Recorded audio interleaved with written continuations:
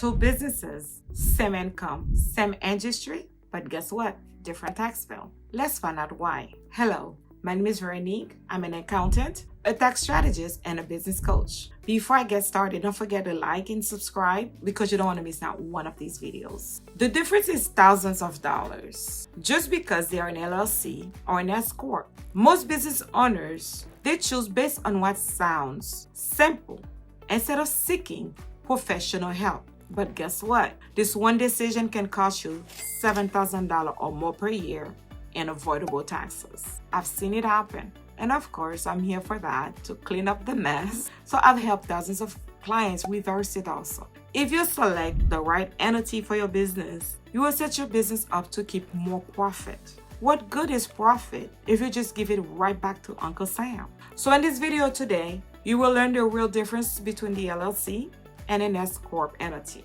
and how each impact your taxes. By the end, you will know exactly when to make the switch with confidence. Let me first explain to you what is an LLC and an S corporation. An LLC is a limited liability company that you form with your state, of course. And the S corporation, on the other hand, is an IRS tax designation that you elect. You don't create an S corporation. You form an LLC and then you tell the IRS you want to be taxed as an S corporation. They both protect your assets, but they work differently. Self-employment taxes is the biggest problem with the LLC because it's taxed at 15.3%. The reason people are obsessed over S corporation is just one word: taxes. Specifically, self-employment taxes. As a sole proprietor or an LLC, you pay the full 15.3% on your profit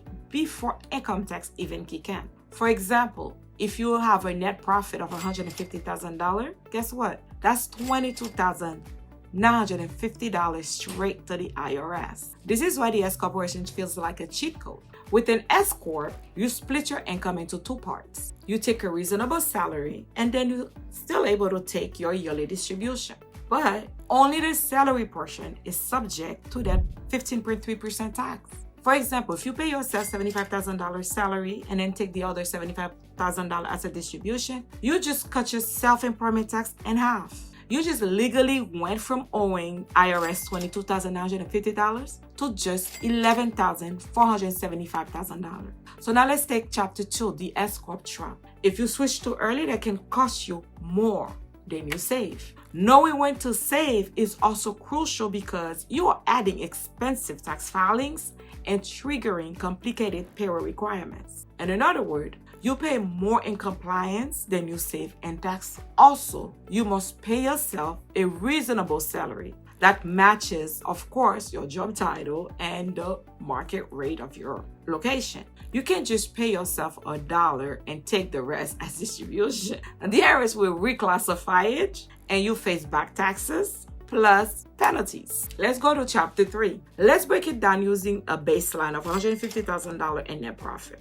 for those 3 scenarios I'm going to explain to you. First scenario 1, the active LLC. You work in a business, so your full profit of $150,000 is exposed to that 15.3% on self-employment tax. So you pay $22,950 in taxes. But with scenario number 2, which is you elect the S corporation, you work in the business, you pay yourself a reasonable salary, which is $75,000.